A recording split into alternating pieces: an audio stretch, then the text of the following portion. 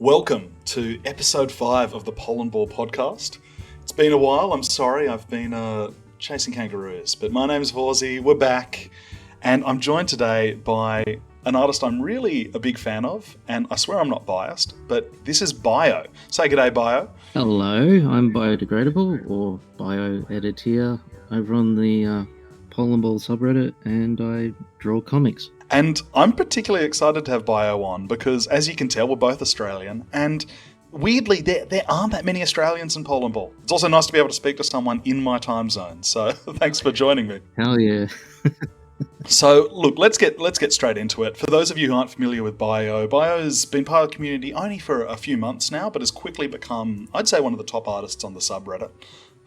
Really funny. Aww. Oh, look, why not? Again, I'm biased, whatever, Aussie pride, but no, it's been really, really exciting to have Bio on board, to have someone straight out the gate, such an amazing artist. But I'll put it to you, Bio, you're still fairly fresh to the community. What were your first impressions of Polandball? Well, okay, so my history of Polandball goes back to 2019 on YouTube. A friend of mine named Kraut makes YouTube videos on geopolitics and history of societies and stuff, and he uses countryballs to illustrate those videos. And so I thought, I just saw these little balls that represent countries and thought they were very amusing. And, I looked a little further into it, but not that much. Like, I didn't become an immediate fan right away. And it would take a couple years later when I started animating them for another client. I did become friends with Kraut in between that time, but the stars hadn't quite aligned for him to hire me to animate for his channel. So I was animating them for another guy. And that's when during that process, several videos in, I just became utterly enamored with them. Once the most recent video we did, which was this big documentary on the Chinese Cultural Revolution, I didn't want to stop animating them. So then I remembered the subreddit, which I had poked my nose in a bit. I had a subreddit, I had a Reddit account in around 2018, and then I got rid of it after my freelancing started picking up. And so I remembered the subreddit, went back to the Polandball subreddit, and I came to the thought, what if I adapted some of my favorite comics that I thought were interesting, would be fun to animate? And so I started doing that in late December of last year, and I adapted comics by Milk Cult and SJB and one of Aaron's as well. And they all really supportive and really liked it. And I thought I would just sort of, I'd sort of join the community, but sort of kind of hang out in the background rather than being a comics artist. But it was actually Gate Nerd that really encouraged me to give comics a go. And, I had some background in making comics, and because I studied animation and storyboarding was my favorite part of the process. So falling into comics was fairly easy. So with that background, I gave it a go, made my first comic, and here we are.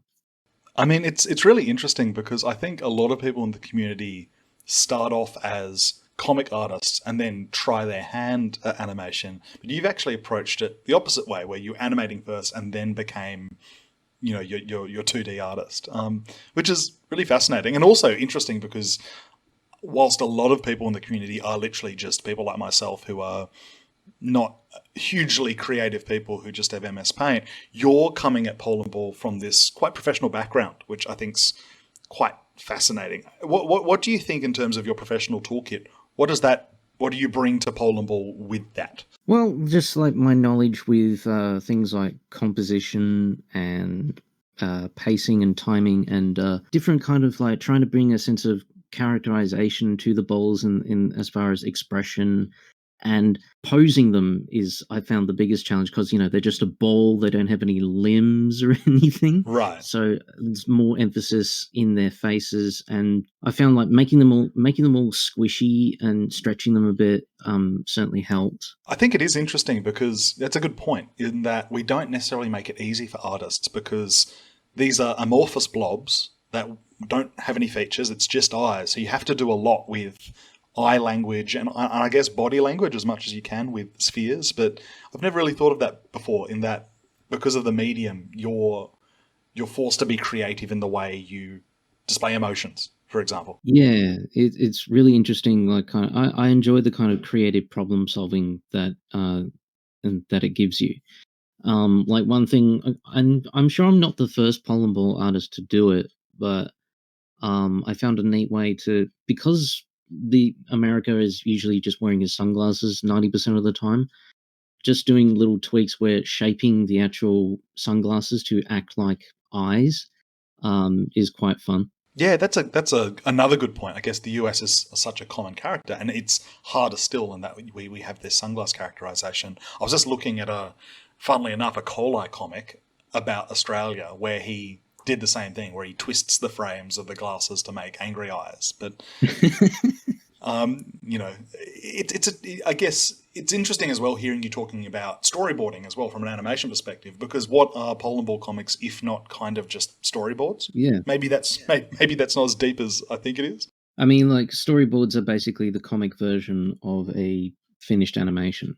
So they have a lot in common in terms of figuring out the framing and the timing and the dialogue, all that sort of things. It's interesting because I've also seen some of your comics before you've coloured them in, and you're quite like a traditional animator in that, you've got sort of wireframes, and the way you layer things I think is quite professional. Again, it's interesting. Maybe I'm just a bit of a Neanderthal, but the way I draw comics, not that I've done that many comics over my almost 10 years in Polandball, but it is really just slapping shit together on MS Paint and not. Yeah, I'd probably put a bit more just in terms of I spend probably an awful lot more time just figuring out the rough layout of where everything is compared to others. I like to just spend that time figuring out where I want all the props, all the balls, and just figuring out where they all are, where everything is going to be in the composition of each panel. Once I'm certainly happy with it, then I'll draw it properly. I think that's an interesting area where I think having a degree of animation background is helpful, because I mean, as a mod, we see heaps of approval requests, and something that I commonly reject approval requests on is that they make canvases a bit too small, or they place balls in a weird way, like they haven't really thought about how they've framed a scene. Mm-hmm. And I guess if you're taking a slightly more, call it three-dimensional approach to building a frame, yeah, it's something that people don't think about, is where to place characters in the scene, depth perspective and that sort of thing. So I'm looking at one of your one of the behind the scenes of you making a comic with about, is that America being nuked?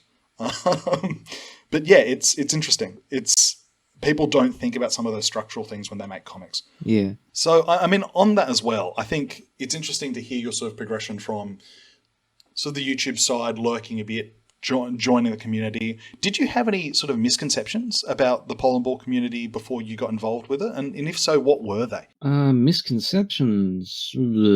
I guess the only thing that maybe surprised me was just how many bloody rules there are. That's fair. I mean, it is something that we often struggle with, because I think within Reddit, the Polandball community is famous for being notoriously prescriptive, which some might say is against the spirit of what's supposed to be a low-effort art form. Yeah, but at the same time, it's those rules that have kept the community going. Exactly, for a decade, like it's worked to its benefit, because the quality of the comics is always good, especially if you contrast it with literally any other subreddit alone that has to do with countryballs. It's all just a big ugly mess. But you know what? I'll put it to you, because I think it's easy to get stuck in our ways after having done something for a long time. Yeah. So, I mean, as a newcomer, relative, approaching Polandball was, still fresh eyes.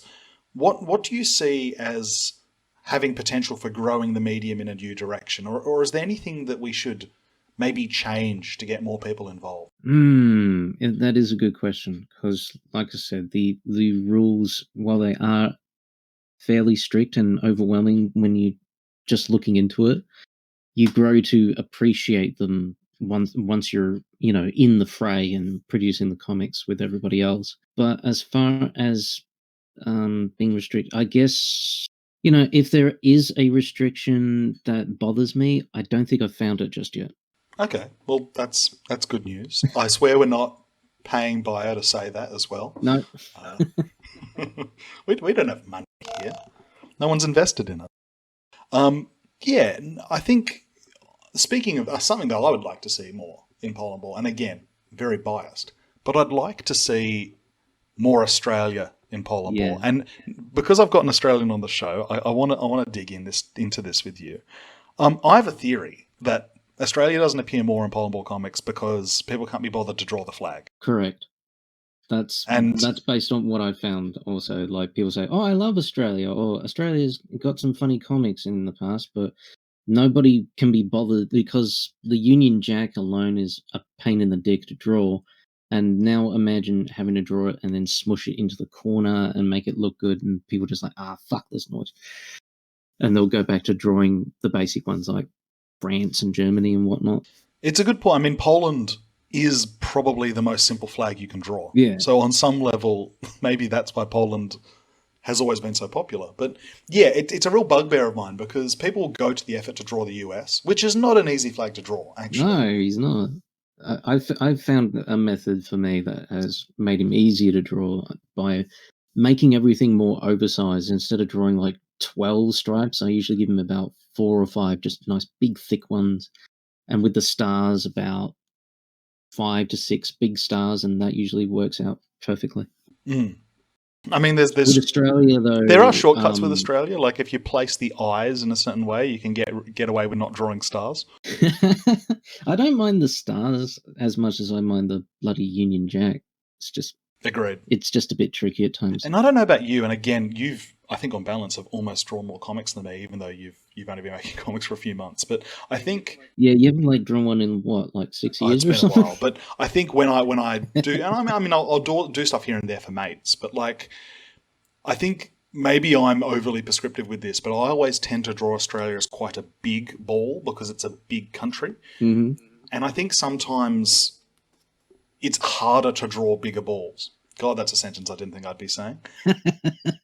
Hard to draw bigger balls. I do like to play with the different sizes of them, although it depends on how everything is laid out in the panel. Like the Australia's potty mouth one, I played around with the sizes to make them about relatively sized to how they would be in real life, with the America being the biggest and UK being the smallest, and Australia being like the second largest. So Canada is just a bit bigger than him. I'm glad I'm not the only person who thinks about this. I don't know. I like it. I like drawing characters roughly the same size as they are. Or maybe it's a presence thing. But I think let's talk a bit about Australia as a character in Polandball, because again, I think Australia's been underused. Yeah. Definitely needs more. And I think Australia being sweary is a great example where people, I feel as if as a comic character, Australia is completely underutilized. Yeah. I haven't been able to find, like, because when I started out, and every time like I think of like a country that I haven't played with yet, I will search them up on Polandball to see what are people's past characterizations of that country have been, and what I could learn from them in terms of like writing their dialogue. I did a recent one with Singapore for the very first time, and I didn't know much about if there was anything specifically about his English. And so I checked out a bunch of comics and found out, like, you know how like we usually punctuate everything with mate at the end, and Singapore goes la. So I made sure to put la at the end of some of his sentences. I think that's also the key to good English, and not even English, like between different English speakers, is that while on paper our rules say that if they're a native English-speaking country, they can just use normal English, I think the best comics are the ones that really play with and butcher local varieties of English. Yeah, like I tried to, with the few comics I've made with Australia, I've more characterized like the difference between, again, using Australia's potty mouth as an example, you'll notice like his English is the most slangy compared to the others. It's interesting because the potty mouth thing, that comic is great, and it really rings true to my personal experience, where like one of my best mates in real life is Canadian, and the first time he met me, you know, I'm Australian. I'm dropping the C-bomb here, left, right, and centre.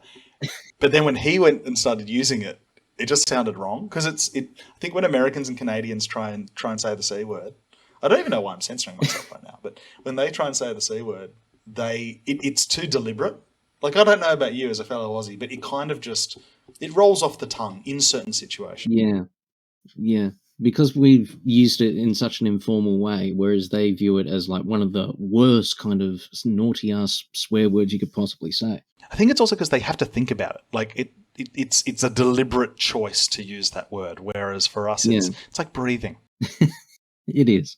Which maybe that's unfortunate, but I think there's something else that I want to touch on in terms of Australia and Polandball. As I mentioned earlier, there haven't been that many active Aussies in Polandball. If you look at the demographics of who reads the subreddit and who's on Reddit generally, Australians are reasonably well represented, but in terms of active artists, there haven't been that many Aussies in Polandball. Do you have any perspective why that might be? No idea, honestly. Are we just too lazy? I don't know. Well, what I'm hoping for is that we've never had an Australian hussar. We've never had an Australian contest winner. Oh. And I think you could be the one to fix that, mate. Maybe. I've put in a couple of entries for this month's contest. If I can get at least third place, then I'll get my wings. Well, that's what we want to see. I always had dreams, again, like, it's easy to have the dreams, but then you actually got to act on them. But if I ever had a hussar portrait, I would have made the feathers VB cans. I might do that just for you. You can steal it. It's fine.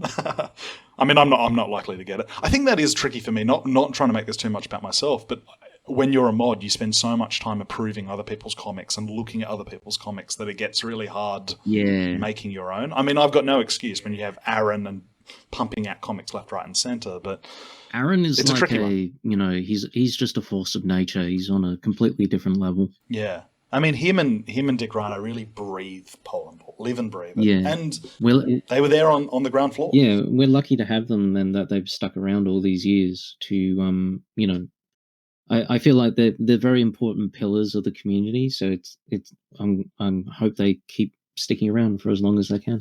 For sure. I mean, that's a question, actually. When you've got a community that's been around for as long as it has, is that intimidating as a newcomer to sort of come, oh, far out, there's been people who've been doing this shit for a decade? Does that scare you? I'm not trying to play into any insecurities here, but I'm just curious. No, I find it comforting. A good example would be, because I'm part of another community that's been around for a really long time. Over the Doom, the game Doom. I know the game Doom. There's been the Doom modding community has been around for about as long as the game, so 30 plus years on the internet. And it's been around for such a long time. It's just so perfectly stabilized that nothing really threatens it. Right. And it has amazing self-preservation instincts. Like, it has preserved itself insanely. Like, you can trace all its roots back to when it started, and little online chat groups on university computer networks trace it all the way back to there up until now. Like, everything that was ever made or said has been preserved on the Doomworld forum. It's insane. So the fact that Polandball has also this long stretch of history with the subreddit alone, which will be turning 14 years old this year.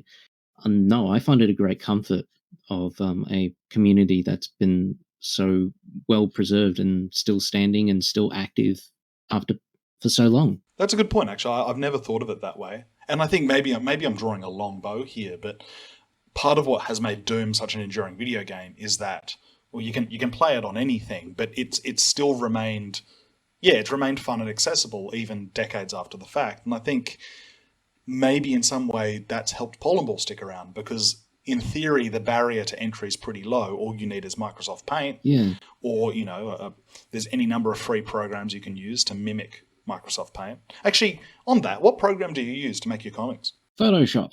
Okay. Would you have any tips for would-be comic artists using Photoshop for comics? Like, do you have any hot tips you can share? Turn off anti-aliasing. Please. Oh my God, yes. Turn off anti-aliasing. That should be the number one. All the way off. if you have to look up your version on Google, how do I turn it off in this particular version of Photoshop? Do it. Make sure it's completely off in every single facet, and you'll be fine. Cool. I don't know about you, but I've always found... Oh, and turn off like smoothing on your paintbrush. Yes. And that's right. Don't use the paintbrush. Use the pencil. Use the pencil. Turn off smoothing. Make that line as lovely and jagged and pixely as possible, and you're good to go.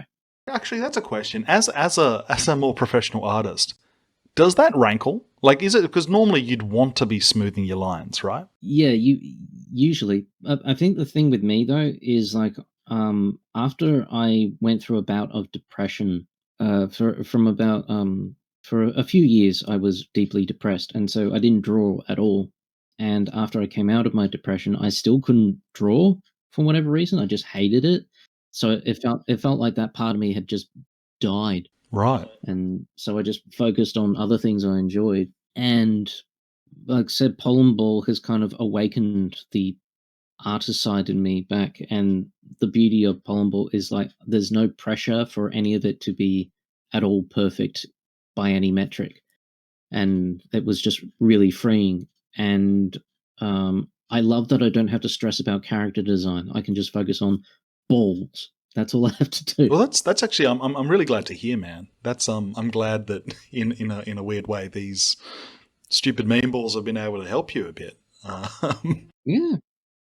Like it said, it has reawoken a part of me I thought had died a fairly long time ago. Oh well, that makes me. I'm going to shed a little tear almost. God, you're making me emotional, mate. Yeah, I have a bit of a tragic backstory, unfortunately. Well, don't all good artists? I was like unemployed for 6 years, and the last 3, that's when the depression really, really hit me. And I came out clear on the other side once I started doing freelance video editing, and my life has been immensely better ever since. I'm so glad to hear. In some ways, I'm the same. Like I'm a writer professionally, and COVID was tough, and I think even before COVID, I was not a happy chappy. No. But I think for me, being able to, becoming a full-time writer and being creative every day has helped me stay sane, for sure. Yeah, because because I had that acute version of depression called adjustment disorder, Right. which is it's connected to whatever circumstance you're currently in that is just making you feel utterly hopeless. And for me, it was being unemployed and not getting anywhere and just feeling like a complete and total failure. And it was just getting worse and worse. But once I put my foot down and said, okay, well, fuck the system, I will go it my own way, because what other choice do I have? And I studied freelancing for a year, and I looked at my skill set and tried to figure out what do I have that people might actually give a shit about nowadays, because no one would hire me for my drawing, no one would hire me for my writing, no one cared. And during my depression years, I started editing videos just out of fun. I started making YouTube poops. So that was another community I used to be a part of. So I taught myself how to edit videos, and I was getting pretty good at it. And I thought, okay, what if I tried selling that skill? Because YouTube is becoming a more difficult game, and people are starting to hire editors. And I approached a YouTuber called The Right Opinion. He hired me that day. I've been editing professionally for different YouTubers over the past 3 years now. Wow. I mean, that's fantastic, man. Interesting, because I was thinking one of our top artists as well is Zimo Nitrome, well known as a YouTube poop aficionado. But yeah, no, I'm thank you for sharing that with us, man, because I think it is a story that a lot of creatives, a lot of people in general, but I think particularly creatives will relate with. And something that I've really enjoyed being able to do with this podcast is, at the end of the day, this is a weird internet community about drawing MS Paint comics, but there's a deeper human story behind it. And for me, the thing that I found fascinating after being part of this community for 10 years, and it's been a formative community for me as well, is also hearing how it's helped other people in their personal and professional lives being involved with these silly little comics. So I'm very glad to hear that I know it's still fairly fresh Polandball wise, but I'm glad to hear that you're creative praxis has helped you be a happier dude. Yeah, I mean, like, as far as my like personal creative output, like putting the video editing thing aside, I'm so used to just being completely and utterly flatly ignored when it came to my creative output personally. So this sudden influx of attention and people really liking my comics, I've been overwhelmed by the positive reception thus far. Oh well, you deserve it. I don't know. I think the reality is that there are a lot of people who are approved submitters on Polandball. Hundreds. I mean, we get dozens of approval requests every week. Over the decade plus, there's been so many artists, but not many of them actually stand out. So you've got the magic, kid. You're doing something right, and I think the praise is very warranted. I mean, again, bringing it back to a purely selfish note. I'm glad to see an Australian artist using Australia and putting Australia on the map, because I don't know, it's one of those things where inevitably artists will typically feature comics using their country. Some artists take it too far. I mean, the number of approval requests I've seen from, I'm not trying to single out a nationality, but like Indians who only draw comics about India is crazy. But It's cool to see a really good Australian artist using Australia as a character. I need to put in the effort to feature him some more. I haven't been drawing him lately. Funny enough, the timing with my newest one it works well because it's Chinese New Year. And I just put out a new comic with China. Fantastic. Actually, that's a point, because I think what's interesting is a few artists like really they really think about these things. Maybe you should, but is that do you think about that when you're making comics? It's like, okay, there's a holiday coming up, or there's a country in the news. I'm going to make a comic about that country to sort of fit in. I mean, obviously, people make comics around. You'd think so, but a lot of the time it's more serendipitous for me. I only learned that it was Chinese New Year maybe like 2 minutes after I published it. Wow. Okay. Well, mate, I saw somebody in Polandball's Discord server say "Happy Chinese New Year, everybody." I'm like, holy shit, my timing was brilliant. Oh man, it's funny, the whole Chinese New Year versus Lunar New Year thing. I'm not going to weigh into that. I seem to be despite being an Australian, I seem to be the China and Taiwan guy, because a lot of my comics so far feature those two, and I think it's mainly because they've both been in the news a lot lately, and they make for a rather just a natural kind of comedic duo. And I don't know, like, just both of them keep giving me stuff, keeps happening that involves one or if not both of them, and they keep giving me ideas. I think there's something as well to touch on, not to make this too much of an Australia love fest, but my feeling is Australia, we are quite naturally geopolitically caught between the US and China. Obviously, we're aligned to the US, we speak English, but China's our biggest trading partner, and so much of Australian in foreign relations, it's about balancing those two superpowers. So maybe on some level, that affects the way we draw China and Taiwan. That, and we're weirdly, because we're a part of like Oceania or Micronesia, whatever you'd like to call it, where we're this predominantly white country that you would more associate with other Anglo countries, but we're surrounded by all the Asian ones, especially Southeast Asia. I mean, we're in Asia, so, right? Like we're more mixed in with them. So I've learned more about them, especially since I started paying attention to international news again. And so that's why a lot of comics I've drawn feature, China and Taiwan and the Philippines and stuff like that, and just covering those kind of issues and that. And just I find China just really fun as a character to play around with. He's so cheeky and manipulative and denies everything. He's just perfect to write silly scenarios with. Oh mate, you've lost some social credit. But I think that does raise a good point. I'm hoping that I've lost social credit with the government, but I hope our Chinese members of the community at least appreciate it. Well, it's interesting you say that, because there is a huge Chinese Polandball community, and there are some Chinese artists who are involved in the community, but they're quite separate. In the same way that there's quite a robust Japanese Polandball community, but they don't interact much with at least the Reddit community. But now that you mention it, like whenever I've recently tried to look at where do people post Polandball outside of Reddit, and I noticed that a lot of the Asian Polandball people seem to be on Twitter. If you search Polandball on Twitter, it's just thousands and thousands of posts, and it's all in different Asian languages. Yeah, there's definitely a whole world out there.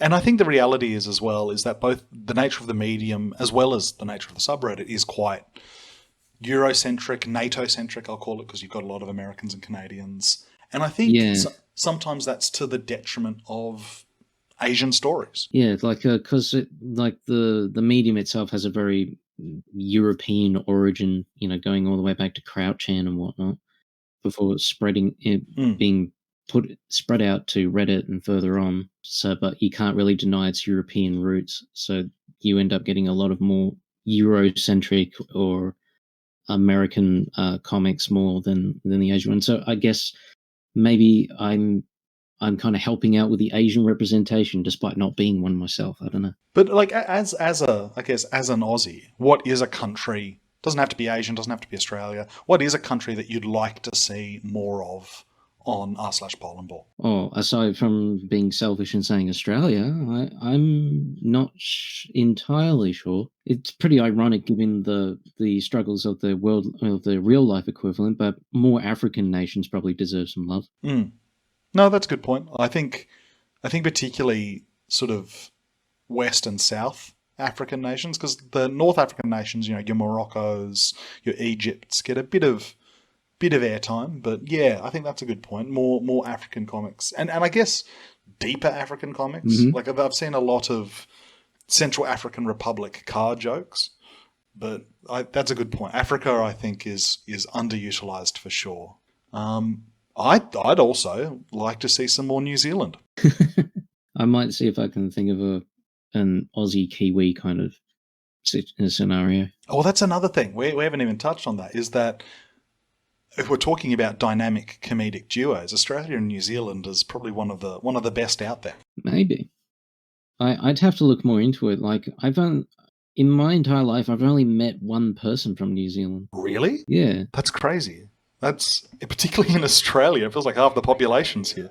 I know, right? You'd think I would have met more, but the only guy I remember was some guy in high school.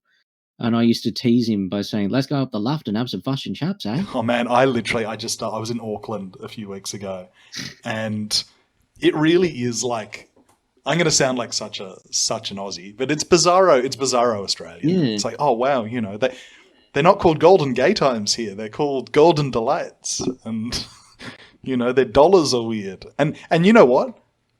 Me as an Australian saying that is exactly how Americans talk about Australia or Canada, and we hate it. Yeah, we're no better. So, yeah, New Zealand is Australia's Australia. I think one thing I'm struggling a little, like, because you know how the classic Polandball strategy is to use stereotypes, and I've always found that the Australia stereotypes, they don't really exist. They're all just, most of them are just completely made up falsehoods through Australian media. I mean, American media and stuff like that. Hang on, accuracy in my Polandball? I mean, come on. I got in trouble. No, but you're right. Like, I had to change a country in one of my comics to make it more accurate. Rhino was like, "Oh, please, wrong country, mate. Quick, I'll take it down. You change the country and then put it back up." I'm like, "Yes, boss. Yes, sir. No, sir. 3 bags full. I got you." But I don't know. I think that's a fair point, though. Is that it's true, right? Like, I mean, you could say it about lots of countries that the stereotypes are not accurate, and I think it's okay to stereotype, but be accurate in the stereotypes. Yeah, but even trying to be accurate, like I've always found that Australia doesn't terribly have that many. Like, so that's why I ended up landing on our uncouth language, because it's true, absolutely true. Yeah, we swear like sailors, and it's perfectly normal to us. And I thought that was a great contrast. That's true. I don't know. I think there's more you could flesh out for sure. Like, I think the whole Australia is upside down or Australia's full of dangerous creatures. It's like, sure, whatever. Yeah. You can do more. We can. I'm trying to, of course, trying to find something new with that, because like even one of my contest entries, I was leaning on the dangerous kind of fauna territory, and the joke just kind of sucked. Like the comic flopped. So when I want to use Australia, I want to try and do more than just saying, he's upside down, or he drinks Fosters, which he doesn't. We don't drink Fosters here. That's been my flair on r/Polandball for like a decade. I know. The first time I ever saw Fosters, a slab of Fosters in a supermarket, I was in fucking France. The first time I drank it, I was in the UK. I've only ever seen it once in Australia. And it's, you know what? It's crap. It's not good. Yeah, that's probably why we sold it. Like, that's the other thing. No, we don't drink... At least put some respect on VB's name. That's all I'm going to say. Yeah. I don't even like beer.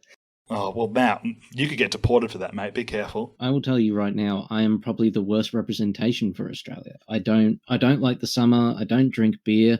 I don't care about football. Oh, mate, I've recently moved to Melbourne. I'm still trying to wrap my head around bloody Aussie rules football. It's bizarre.